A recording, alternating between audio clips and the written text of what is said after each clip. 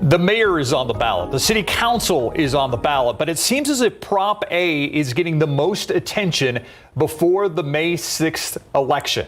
So joining us, we have Ananda Tomas with Act for SA. You were vital in getting Prop A on the ballot.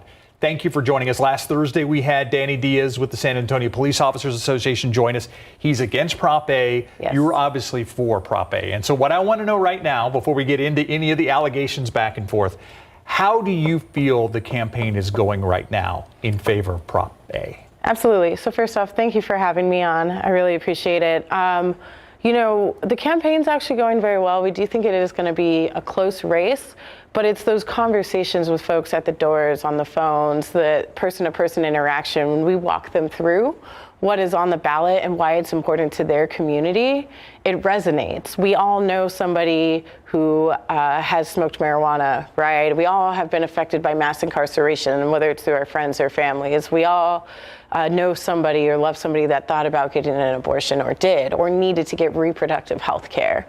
And so we all have a tie into this. Is that the main selling point that you tell people when you're like, if they're on the fence or if they're against, why should I vote for Prop A? What is your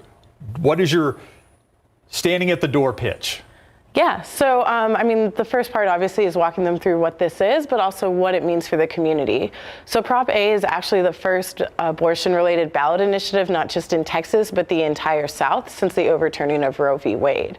So to make our voices heard on reproductive justice, on abortion rights, on criminal justice, on police reform, all of these things that we have been having conversations in our community with over the past few years, this is the people legislating themselves and taking it to a vote to say to your elected officials, both at the state and local level, this is how we feel and the type of solutions that we want to find because it saves our community. What do you say to people who say, yes, you can make a stance on abortion, you can take a stance on marijuana, but it doesn't change the law? Like it can't be done at a local level. It has to be a state or federal level for some of those things. So this would decriminalize low-level marijuana and abortion, which is close to deprioritization. We, as a home rule city, get to direct our tax dollars, including our police officers, and say, we actually want you to focus on violent and more pressing crimes and not be policing women or pregnant people for the healthcare decisions that they make, or doctors, because that is not the priority for our community and not what we view as keeping and making our community safe. I've also heard the criticism that there's just too much in here. It should have been separated into different charter amendments. How do you answer that?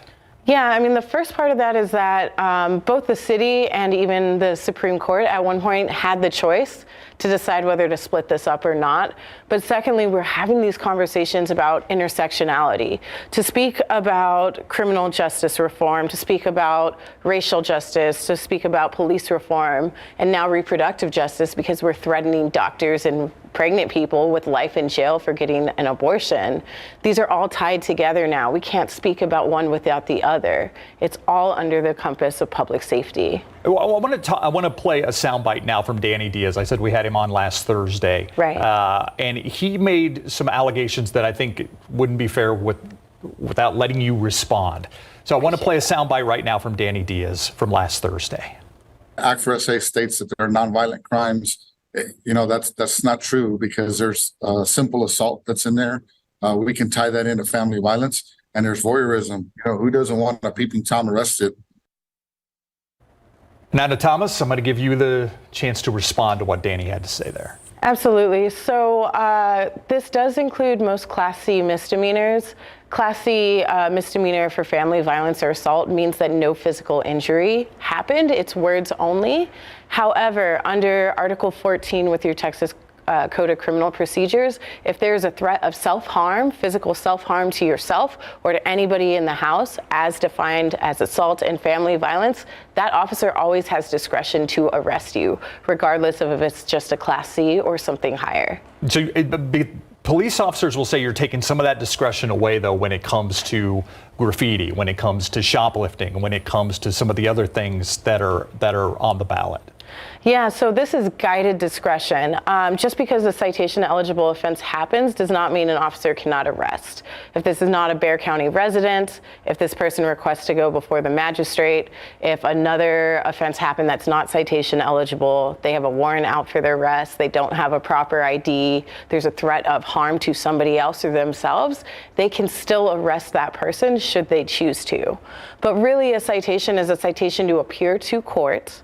If you don't appear to court, then you have a warrant out for your arrest. And that judge, when you appear at the reentry center with that citation, can decide, hey, this is actually only punishable by fine, which all Class C misdemeanors are only punishable by fine anyway, or this is something that deserves jail time, or you're going to a diversion program, which requires community service, classes, fines and fees, and in some cases, restitution to be paid back to the business or whoever you offended against. Yeah, because that's an interesting point to bring up, because I've heard the argument that without the threat of jail time for some of these things, people are going to not be deterred from doing some of these things. That jail time is a deterrent, so we shouldn't do cite and release for some of these things like graffiti and shoplifting. Yeah, so the data doesn't actually show that. According to the district attorney who oversees our diversion programs, folks that go through and complete the diversion program have an 8% reoffender rate.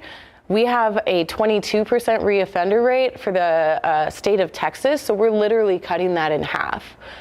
Further, if you do not finish your diversion program, you get in trouble during it, you're going straight back to that judge to, face the music. So there's lots of accountability and things that have been thought about in here of how we can address public safety in a way that's not over-criminalizing communities, but more than that, relieving the burden on our criminal justice system, our overburdened officers, our court dockets, and our judges. You're facing a coalition that I don't know that I've ever seen before in San Antonio, where you have the Police Officers Association, yes, you have a lot of the big businesses in town, and you have 5 city council members and the mayor recently who have come out in opposition to Proposition A. How are you viewing that opposition from all these different kind of, usually not seeing eye-to-eye coalitions? Yeah, it is disappointing to see so many of our elected officials giving into fear-mongering and misinformation and siding against this, but we do have 3 local city council members who have endorsed this. We're endorsed by a coalition of grassroots organizations, including Planned Parenthood Texas Votes, Bexar County Democratic Party, the Green Party of Texas, Move Texas, right? We have our own coalition of organizations that are fighting for this because we know how important this is to our community. I appreciate it. May 6th, early voting starts in a couple of weeks here. April 24th. Yeah, so your gut feeling as you head towards Election Day? I really think that our community is going to see, right, the importance of this. Do you want to continue with solutions, or do you want to give in to fear mongering or misinformation that's out there? These are programs that have been proven to be successful. Cite and release as a state law has been around since 2007. It's going to continue whether Prop A passes or not, but what we can do is codify it to make sure that more of those citations are going out. Do you want to make your voice heard on abortion so you know that your city leadership can say, I know this is how my district feels on abortion rights, on reproductive justice, on police accountability, and I have to continue finding these solutions either way, because that's what your vote in this narrative is saying, besides winning the actual policy to decriminalize our communities. Ananda Tomas, appreciate your time. Yes, thank you. You bet.